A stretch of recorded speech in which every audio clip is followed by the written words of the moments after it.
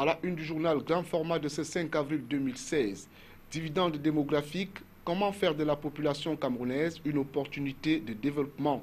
La question est au centre de la rencontre de haut niveau qui a réuni ce mardi à Yaoundé les représentants du gouvernement camerounais et Barbara Sow, la représentante du Fonds des Nations Unies pour la population. Panama Papers, une plongée inédite dans la boîte noire des paradis fiscaux. Le Monde et 109 autres rédactions dans 76 pays, coordonnées par le Consortium international des journalistes d'investigation, ont eu accès à une masse d'informations inédites qui jettent une lumière crue sur le monde opaque de la finance offshore et des paradis fiscaux. On en parle dans cette édition.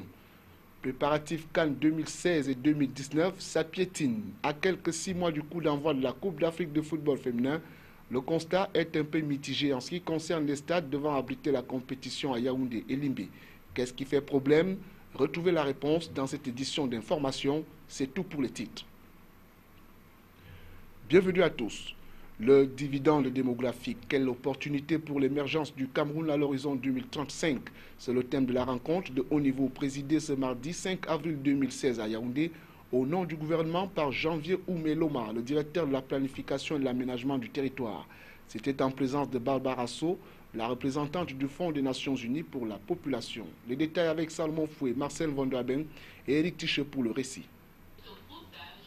Les démographes définissent le dividende démographique comme une forme d'accélération de la croissance économique résultant des changements dans la structure des âges de la population du fait de la baisse consécutive de la fécondité et de la mortalité. Cette baisse se traduit par une diminution de la population jeune à forte dépendance économique et un accroissement de la population en âge de travailler. Il est universellement admis que les conditions pour atteindre le dividende démographique repose essentiellement sur les investissements socio-économiques ciblés et adaptés aux besoins de la population jeune en particulier. Le Cameroun est caractérisé par une extrême jeunesse de sa population. Les moins de 15 ans représentent plus de 43% de la population. Ces statistiques démontrent que notre pays dispose d'un potentiel démographique nécessaire pour pouvoir bénéficier du dividende démographique. Le défi majeur étant de faire passer cette population de son caractère de ressources potentielles à celui de ressources réelles pour le développement du pays. Le dividende démographique, c'est une théorie qui est basée sur la relation entre la population et le développement. Et il lie plusieurs éléments de la structure de la population avec la croissance économique. Et l'idée est assez simple et il prévoit qu'un changement dans la structure de la population permettra d'avoir plus de personnes qui sont en âge de travailler par rapport aux personnes qui sont dépendantes, à savoir les personnes de 0 à 14 ans. Et le plus que cette population qui est en âge de travailler est productive, en bonne santé et bien prêt à travailler, le mieux sera l'économie, ou bien le plus vite va accroître l'économie du pays. Les assises de Yaoundé sont pour ainsi dire organisées pour préciser les conditions à remplir par le gouvernement, histoire d'atteindre et de faire du dividende démographique une opportunité de développement. Il s'agira d'investir dans des domaines clés tels que la santé, l'éducation, la nutrition, la création des emplois décents, la promotion de la femme et celle de l'entrepreneuriat. Pour y arriver, certains préalables sont impératifs. Il s'agit entre autres de l'adéquation formation-emploi à travers l'amélioration de l'offre et de la qualité de l'enseignement, la mobilisation et l'implication de tous les acteurs autour de l'importance de la transformation de la structure par âge de la population grâce aux investissements visant la suivi de la mère et de l'enfant. Aménagement de la route Keta-Djoum, 40,7 milliards pour le tronçon Mintom Frontière Congo. La signature de l'accord prêt destiné au financement de ce projet a eu lieu ce mardi 5 avril 2016 à Yaoundé entre le Cameroun et la Banque africaine de développement. Le point avec Salomon Foué, Marcel Vondraben et Lisa Youmsi. Le ministre de l'économie, de la planification et de l'aménagement du territoire, Paul Motazé, et son collègue en charge des travaux publics, Emmanuel Nganou-Djoumessi, représentaient le gouvernement de la République dans cette cérémonie qui consacrait l'aboutissement heureux des négociations entre le Cameroun et la Banque africaine de développement en vue du bitumage du tronçon routier Mintom Frontière Congo long de 120 km pour une enveloppe de 40,7 milliards de francs CFA. En face, Racine Khan, le représentant résident de la BAD, paraphène les documents pour le compte de l'institution financière qu'il représente au Cameroun. Il s'agissait d'un accord prêt destiné au financement partiel du projet d'aménagement de la route Keita-Ndjoum et de la facilitation des transports sur le corridor Yaoundé-Brazzaville dans sa phase 2. De l'avis du gouvernement, l'objectif principal d'aménagement de cette route découle de la volonté de contribuer au désenclavement du grand bassin agricole du Nord Congo, de la région du Sud-Est Cameroun et l'amélioration du niveau de service du corridor Brazzaville-Yaoundé et des conditions de vie des populations à travers des échanges économiques entre les deux pays. Dans la suite du journal, la fin du mois de mars dernier n'a pas été du tout facile pour ces agents publics non officiellement rattachés à une administration. Ces agents de l'État qui se sont retrouvés sans paye à court aujourd'hui de partout en quête d'une reprise en solde. Si les chiffres exacts restent introuvables, l'on l'estime à plus de 3200 agents publics concernés par cette suspension. Colin Bekatal, reportage.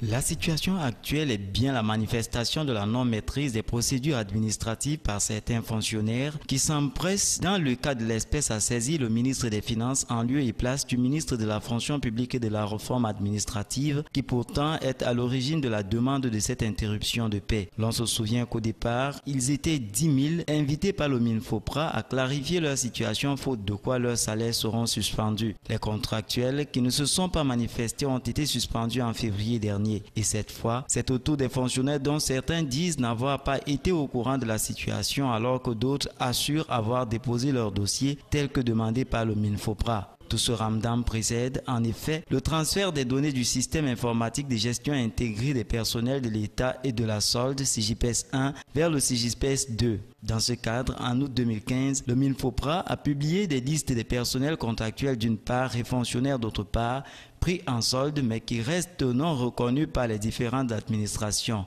Michel Ange Anguine les invitait alors à déposer certains documents auprès de leur hiérarchie directe qui se chargera de les acheminer auprès de la direction en charge de la gestion des ressources humaines de leur ministère utilisateur. Il s'agit de l'acte de recrutement ou d'intégration à la fonction publique, d'un certificat de prise de service au poste actuel et d'une attestation de présence effective datant de moins de 3 mois. En date du 12 novembre 2015, le ministre a procédé à un rappel, publiant à nouveau la liste de ceux qui n'avaient toujours pas procédé à la mise à jour de leur dossier. Il leur avait alors accordé de nouveau 3 mois pour se conformer, délai malheureusement échu en février dernier.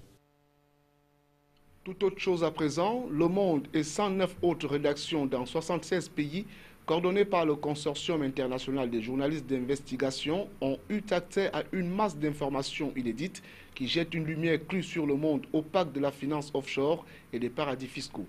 Panama Papers ou l'autre plongée inédite dans la boîte noire des paradis fiscaux, c'est dans cet élément de la rédaction.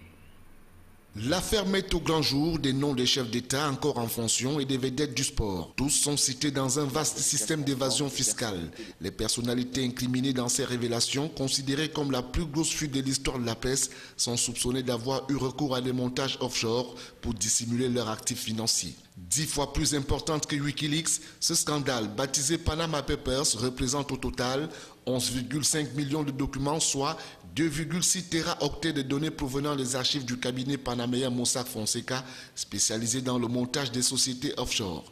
La masse de documents en question est constituée de mails, tableaux et fax livrés par une source anonyme au début de l'année 2015 à un quotidien allemand. Le journal allemand, qui enquêtait sur les accusations de fraude fiscale visant la plus grosse banque du pays, a dû recourir au service de 106 autres rédactions à travers le monde pour décrypter les documents en sa possession. Un an durant, 370 journalistes sont associés pour parcourir le stock de documents. Dans le monde politique, 12 chefs d'État, dont 6 encore aux affaires, sont mis en cause. Dans cette liste figurent Nawaz Sharif, Premier ministre pakistanais, le roi Salman d'Arabie Saoudite, le président ukrainien Petro Poroshenko et son homologue argentin Mauricio Macri, le président chinois Xi Jinping. Des proches du président russe Vladimir Poutine, à l'instar du violoncelliste Sergei Rouldoukine, parrain de l'une de ses filles y sont. En Afrique, les noms du président Jacob Zuma et de Joseph Kabila y figurent, ainsi que celui du fils du président congolais, Denis Christel Sassou Nguesso, surnommé Kiki le pétrolier. Dans le monde du sport, Lionel Messi et Michel Platini y sont cités. Une vingtaine d'autres stars du FC Barcelone, du Real Madrid et de Manchester United en font partie. Du côté du cabinet Mossack Fonseca, l'on dénonce un crime, un délit, une attaque contre le Panama. Ramon Fonseca, l'un des cofondateurs du dit cabinet, nie les faits quand il déclare, et je cite, « Nous n'avons jamais été reconnus coupables de quoi que ce soit.